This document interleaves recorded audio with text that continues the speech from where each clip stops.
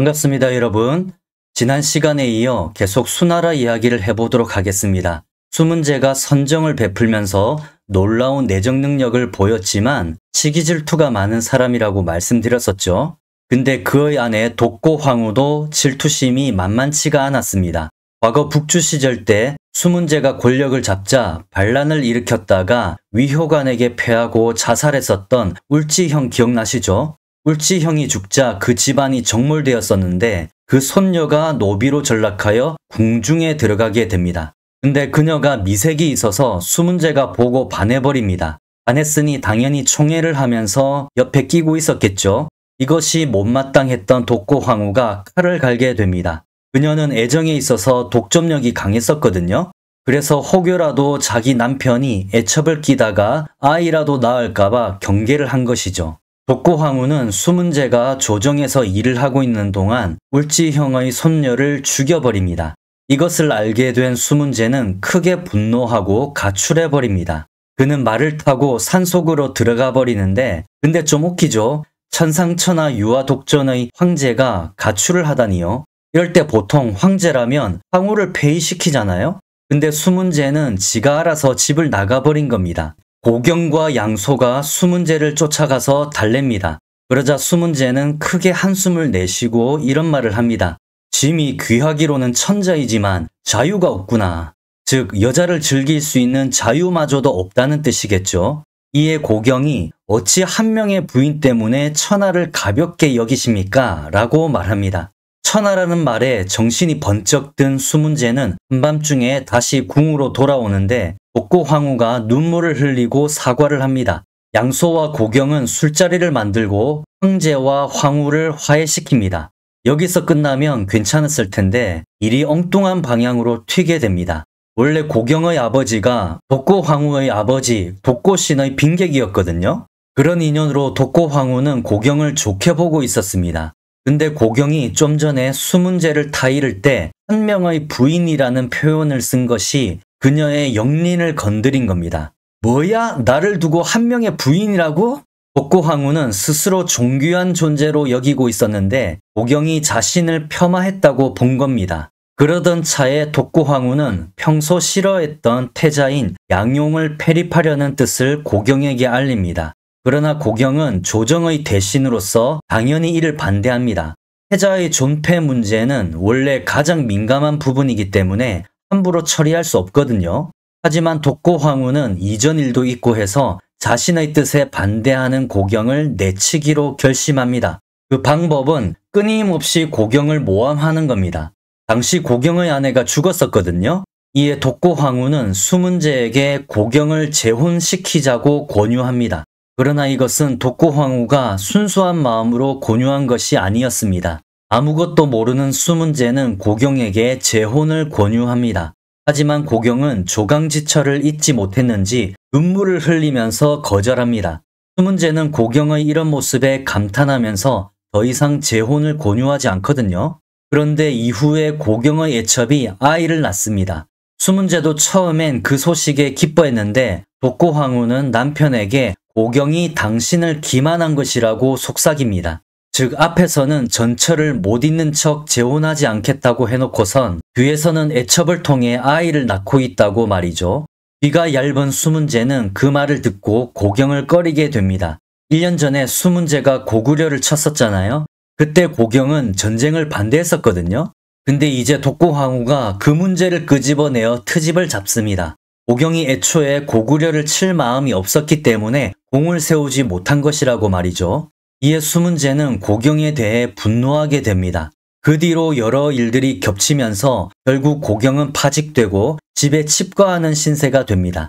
이것을 보면 독고황후가 얼마나 집요한 여자인지 알 수가 있죠. 끝까지 물고 늘어지는 겁니다. 진짜 독고황후와 같은 사람하고는 인생 엮이면 안 됩니다. 인생 자체가 고달파지기 때문에 이런 여자하고는 거리를 두는 게 상책이죠. 수문제에게는 5명의 아들이 있었는데 전부 독고황후와의 사이에서 태어난 아들입니다. 그중 태자 양용은 아버지와는 성격이 달랐습니다. 양용은 성격이 꾸밈이 없었습니다.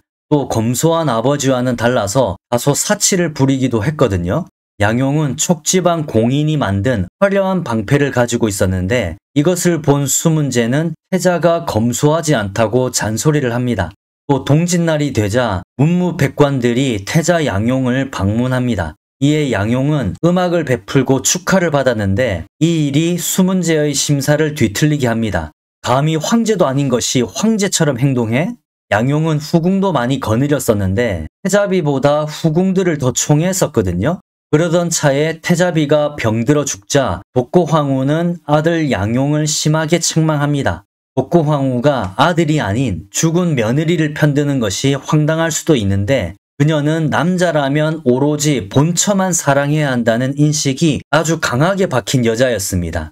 어찌 보면 현대적 가치관을 가진 여성이죠.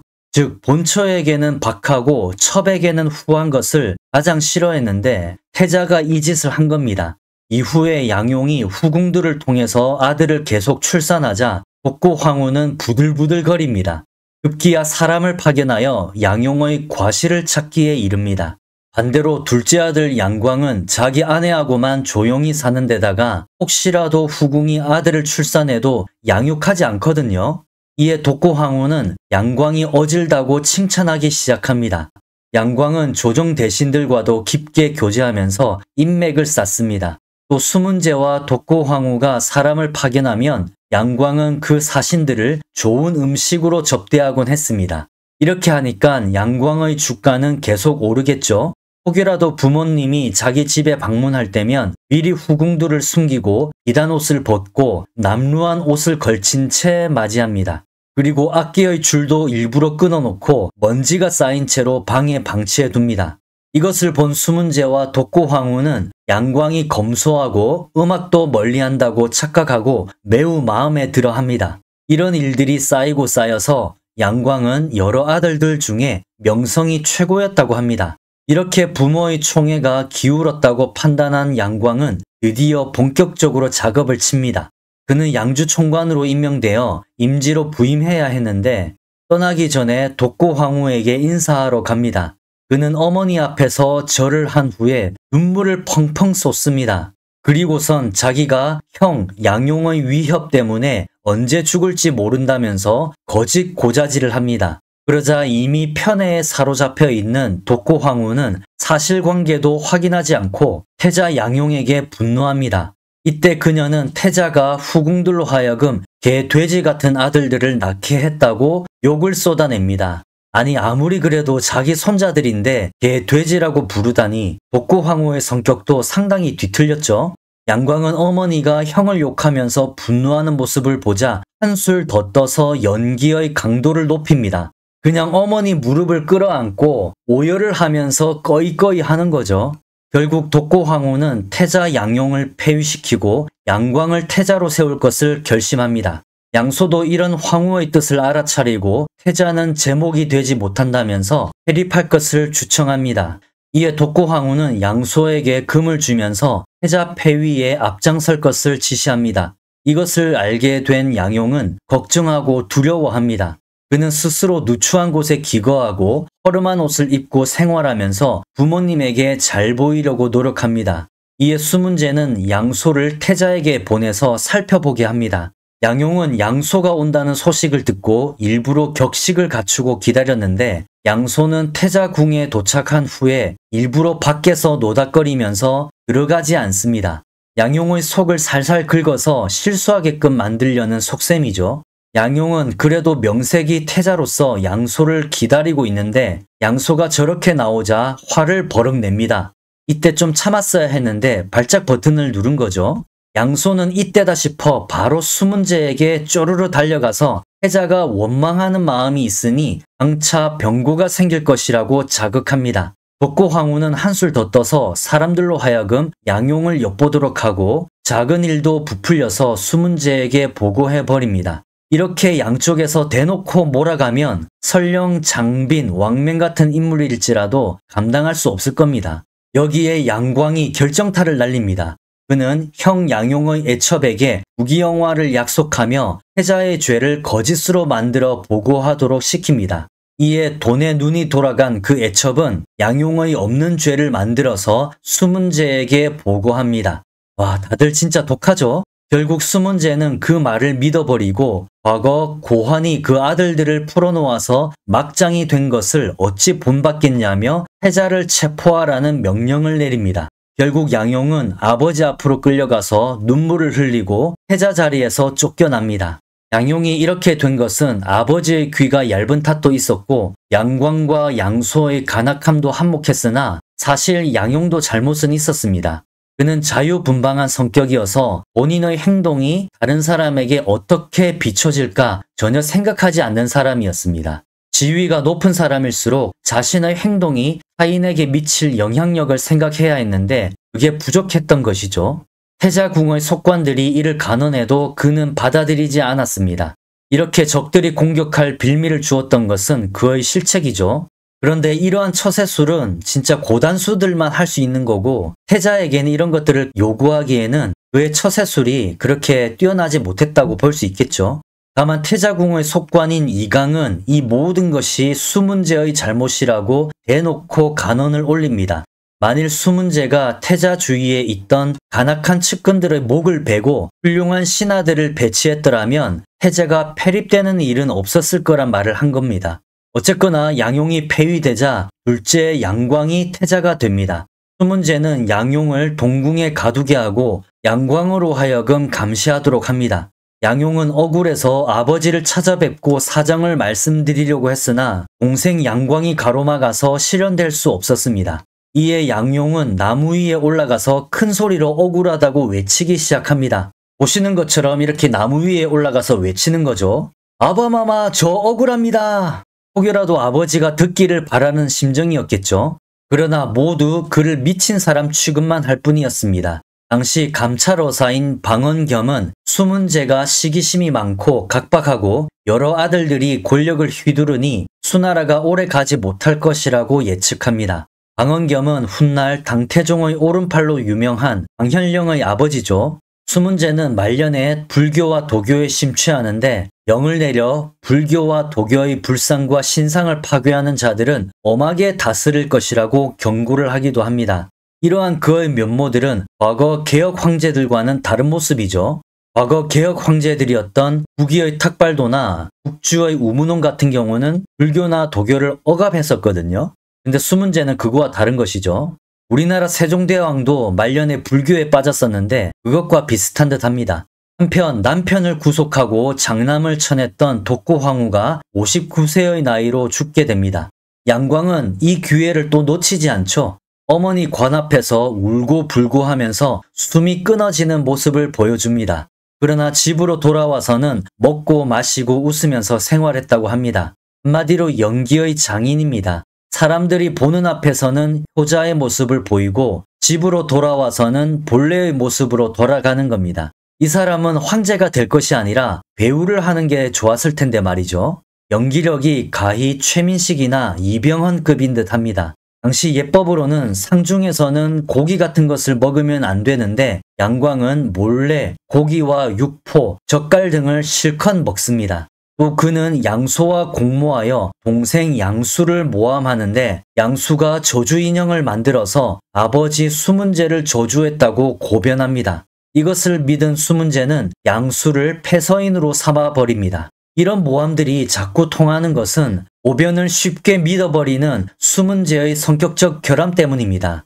지금 이런 모함들이 대부분 누구로부터 시작됩니까? 바로 양광과 양소죠. 그러면 한 번쯤 의심해 볼 만도 한데 수문제는 인지하지 못하고 있는 겁니다.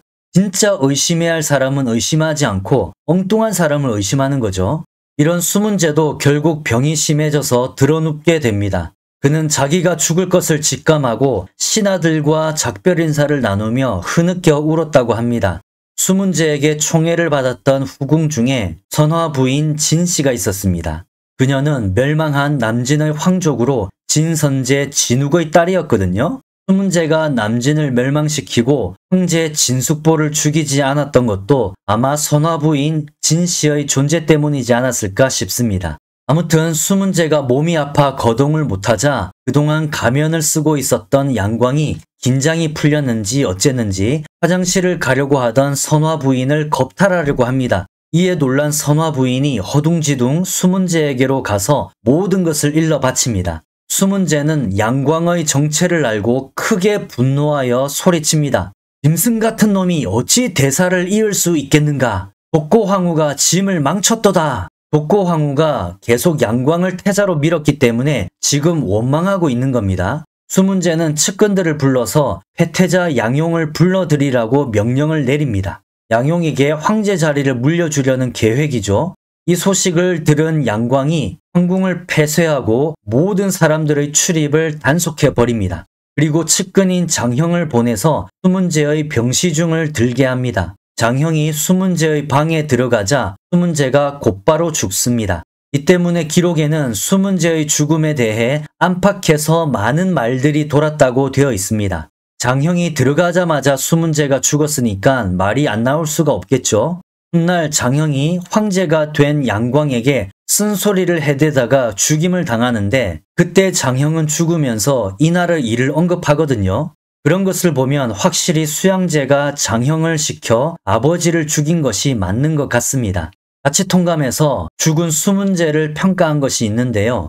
수문제는 아침부터 시작해서 해가 저물 때까지 국사를 돌봄에 있어서 피곤해하지 않았고 재물에는 인색했으나 공로가 있는 사람에게는 아끼는 것이 없었다고 합니다. 또 요역을 경감하고 부세를 가볍게 했으며 스스로 검소하여 후궁들도 옷을 세탁해서 입었다고 합니다. 그리하여 의복과 식량이 차고 넘쳤고 초기에는 400만 호였던 호구가 말년에는 890만 호가 되었다고 합니다. 자, 400에서 890이 되는 거죠. 다만 이 수치는 정치를 잘해서 풍족해졌기 때문에 인구가 늘어난 것이 아닌 난세로 인해서 떠돌던 유민들이 정세가 안정되자 다시 고향에 자리 잡고 호족에 등록되었다고 보아야 할 것입니다. 물론 수문제의 뛰어난 정치로 인해서 경제가 풍요로웠기 때문에 인구가 늘어난 것도 있겠지만요. 한편 수문제는 시기심이 많고 가혹하여 공신들이나 옛 친구들 중에 끝까지 살아남은 사람이 없을 정도였고 아들들하고도 원수가 되었으니 이것이 그의 단점이라고 기록에는 나와 있습니다. 실제로 그동안 수문제에 대한 재평가가 많이 이루어졌었죠. 서양의 어떤 학자는 수문제를 최고의 명군으로 재평가해야 한다고 말했습니다. 강태종이라는 먼치킨이 바로 뒤에 나타나기 때문에 그동안 그것에 가려져서 수문제가 과소평가된 면은 있습니다. 수문제는 백성을 위한 내정에 있어서만큼은 훗날 청나라 옹정제와 더불어 최고의 능력을 보여줍니다. 이런 면들 때문에 그를 높게 평가하는 여론이 생긴 겁니다. 그러나 정관정요를 읽어보면 강태종과 그의 신하들은 수문제를 명군으로는 인정하지 않습니다. 사람이 너무 자잘하고 의심이 많다는 이유인데 대체로 사마광의 평가와 일치합니다. 일단 군주를 평가함에 있어서 두 가지를 살펴봐야 하거든요. 자, 이렇게 군주가 있으면 첫 번째는 정치입니다. 정치. 그리고 두 번째는 관계입니다. 관계. 이 정치는 내정과 외정이 있겠죠. 또 이 관계라는 것은 신하들과의 관계 또는 후계자, 아들들과의 관계를 말합니다. 수문제는 정치에 있어선 흠잡을 데가 없습니다. 그의 시대는 태평성대였다고 봐도 무방할 정도입니다. 외정인 고구려 원정에서는 손해를 많이 봤으나 더 무리하지 않고 곧장 그만두었죠. 이것도 높이 평가할 부분입니다. 그 아들 양광과는 달리 실패했음에도 계속 꼬라박지는 않았으니까요. 다만 수문제는 이 두 번째 부분, 관계에서 최악의 모습을 보여주었습니다. 아마 이렇게 생각하시는 분들도 있으실 겁니다. 아니 신하들이나 아들과의 관계가 엉망이어도 백성들만 잘 살게 해주었으면 그것으로 족한 것 아니냐. 근데 생각해보면 예로부터 태자가 불행하게 폐위된 나라 중에 오래간 나라가 거의 없었습니다. 그만큼 후계자와 관련된 일은 가장 중요한 것인데 수문제는 한쪽 말만 듣고 태자를 내치는 실수를 했었죠. 또 수문제는 신하들도 툭하면 죽이곤 했었는데 신하들은 현재와 미래까지 국정을 함께 이끌어가야 하는 기둥들이거든요. 이 기둥들을 스스로 해쳤는데 나라가 오래 가긴 힘들겠죠. 황제에게 은혜를 느낀 신하들이 국가에 충성하고 그로 인해 국가가 안정되는 것이 선순환이거든요. 예를 들어 삼국지 총나라 비유를 들어볼게요. 이릉대전에서 유비가 말아먹어서 언제 망할지도 모르는 총나라가 그나마 그 이후에 몇십 년 동안 버틸 수 있었던 것도 바로 유비에게 은혜를 느낀 제갈량이라는 충신이 있었기 때문입니다. 제갈량이 죽고 나서도 그런 기조를 이어받은 장환, 비위 같은 인물들이 모자란 황제를 업신여기지 않고 충성을 다했기 때문이고요. 이것이 바로 신하들의 힘입니다. 그러나 수나라 신하들에게는 이런 것을 기대하기 힘들었죠. 왜냐? 수문제가 툭하면 신하들을 협박하고 죽였으니까요. 그래서 수문제는 장점과 단점의 대비가 너무 명확한 황제였다고 볼 수 있습니다. 드디어 그동안 스스로 절제하며 수많은 사람들을 속였던 양광이 황제에 오르게 되었습니다. 앞으로 양광을 수양제라고 부르겠습니다. 수양제는 그동안 가면을 쓰고 생활한 것이 얼마나 힘들었겠습니까? 이제야말로 고삐 풀린 망아지로서 즐길 일만 남은 거죠. 근데 그는 황제가 오른 직후에 동생의 반란에 직면하게 됩니다. 수문제가 죽자 수양제의 막내 동생 한왕, 양양이 스스로 불안해합니다. 양양은 병주 총관으로서 병주의 모든 군권을 가지고 있었거든요. 그는 큰형 양용이 폐위될 때부터 불만을 가지고 있었는데 넷째 형 양수가 처벌받자 굉장히 불안해했습니다. 바로 다음 차례는 자기라고 생각한 것이죠. 그의 직속 부하 중에 왕규와 소마가가 있었습니다. 왕규는 바로 진패선과 함께 후경을 멸망시켰으나 진패선의 기습으로 죽은 왕승변의 아들입니다. 소마가는 용맹으로 너무 유명한 남진 출신의 맹장이죠. 즉 두 사람 다 남방 출신입니다. 이 두 사람은 수나라 신하가 되고 나서 예전보다 못한 대우를 받는 것을 답답해했다고 합니다. 그래서 천하가 다시 어지러워지기를 바랬다고 하죠. 그래야 자신들이 공을 세울 수 있으니까요. 그래서 양양이 반란을 획책하자 이것에 찬성했다고 합니다. 이러한 때에 수양제가 양양을 징수합니다. 양양은 부름에 응하면 죽을 것을 예상하고 바로 군사를 일으킵니다.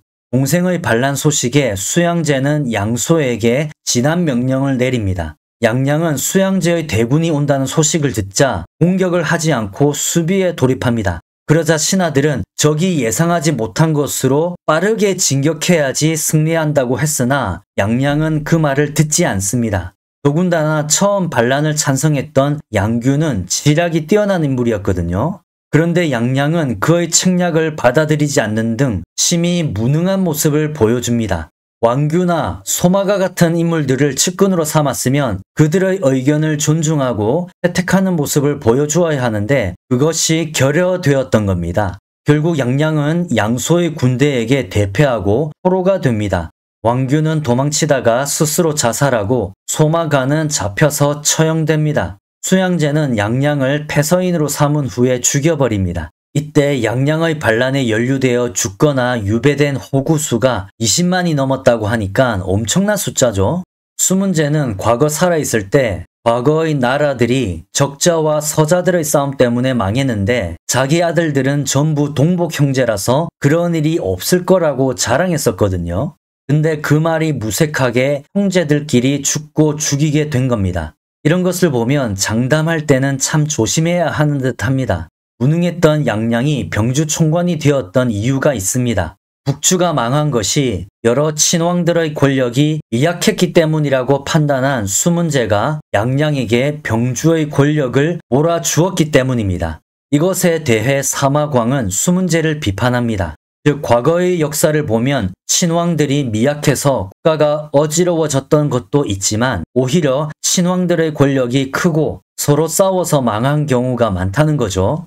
그러므로 사마광은 수문제가 하나만 알고 둘은 몰라서 망하게 되었다고 주장합니다. 실제로 서진 때 팔왕의 난을 보면 군권을 가진 왕들끼리 서로 죽고 죽여서 나라가 망했었죠. 뭐든지 어설프게 아는 것이 무섭다고 확실히 역사를 보더라도 여러 각도로 다양하게 살펴보아야 하는데 한쪽 면만 보고 도출해내면 위험한 듯 합니다.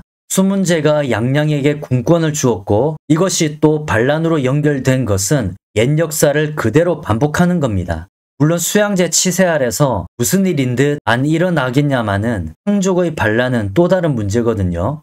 참고로 이제껏 설명 못 드렸던 수문제의 아들이 또 있습니다. 셋째 아들 양준인데요. 그는 아내에게 독살을 당해 아버지보다 일찍 죽었습니다. 자, 오늘 이야기는 여기서 마무리하도록 하고요. 다음 시간부터는 본격적인 수양제 이야기로 다시 찾아뵙겠습니다. 시청해 주셔서 감사합니다.